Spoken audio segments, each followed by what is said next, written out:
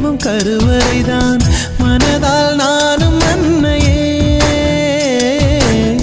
மறவேன் என்று முன்னையே